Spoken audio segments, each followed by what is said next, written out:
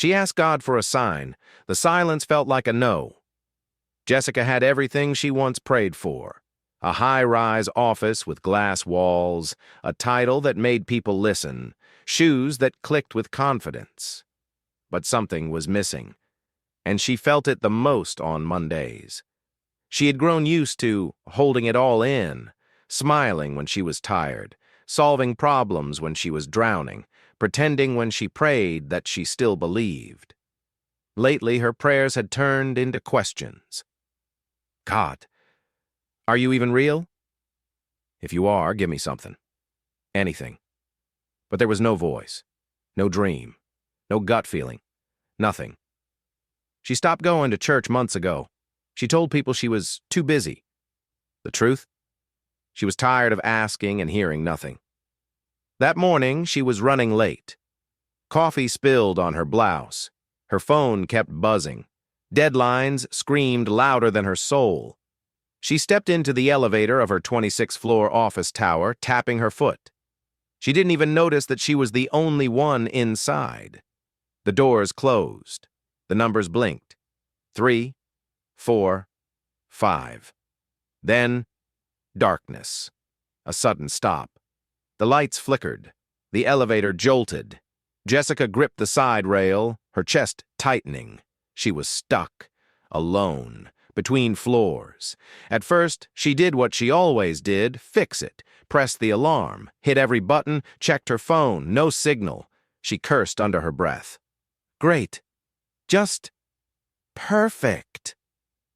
But as the minutes dragged, frustration turned to fear. The silence became a mirror, and in it, she saw someone who was falling apart. She slid down to the floor, knees pulled close, blinking fast. Then she whispered, "Okay, God, if you're real, this is it. Say something. Show me." But again, silence. Or so she thought. She didn't hear thunder. She didn't see angels. But something was about to speak louder than both. Time slowed down inside the elevator. Jessica had no idea how long she'd been sitting there. 15 minutes? 30? An hour? Her phone was dead now. Her mind wasn't far behind. The silence pressed in like a physical weight, thicker than air, heavier than stress. And for the first time in years, she wasn't just disconnected from the world. She was alone with herself. She tried to distract her thoughts. She read the building's safety notice. She checked her chipped nails. She opened her purse, then stopped. A small leather notebook had slipped from an old clutch bag inside. Brown, worn, familiar. Her mother's handwriting on the cover.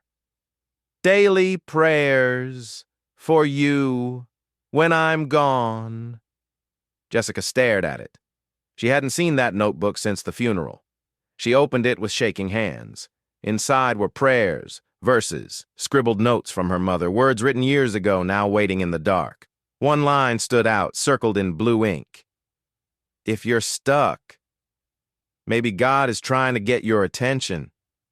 She blinked, closed the book, opened it again. Same words. It was like the air shifted. Jessica looked up at the elevator ceiling. No light from heaven, just cheap panels and a flickering bulb. Still, something moved inside her. She hadn't prayed in months. Not really, but now she closed her eyes and whispered. Not loud, not proud, but real. I'm listening. That was it. No perfect words, no begging, just surrender. The silence didn't break, but it softened, and that was enough. She thought she needed an escape. What she really needed was to be still. Jessica stayed seated, eyes closed, her mother's notebook resting on her lap. She didn't say another word. She didn't have to. For the first time in a long time, she wasn't trying to fix, climb, achieve, or prove. She just sat with God. Then, like a breath, the lights flickered. A soft hum returned. The elevator jolted once, then began to move. She opened her eyes. The panel blinked. 10, 11, 12. The doors slid open slowly. No firemen, no crowd. Just a quiet hallway, warm sunlight spilling in from a nearby window. She stood up, still holding the notebook. Everything looked the same, but she wasn't. That afternoon, she didn't go back to her desk. She walked outside, breathed deeply, let the sun hit her face. She sat on a park bench and reopened the notebook. Her eyes fell on another line. Be still and know that I am God. Psalm 46:10. Tears came, not from fear or frustration, but from release. She finally understood. God hadn't been silent. He'd been waiting for her to stop, to slow down, to listen. We ask God for signs, for miracles, for clarity, but sometimes He speaks most clearly when we're still long enough to hear Him. So if you're stuck in life, in fear, in silence, maybe it's not punishment. Maybe it's a pause, a holy one.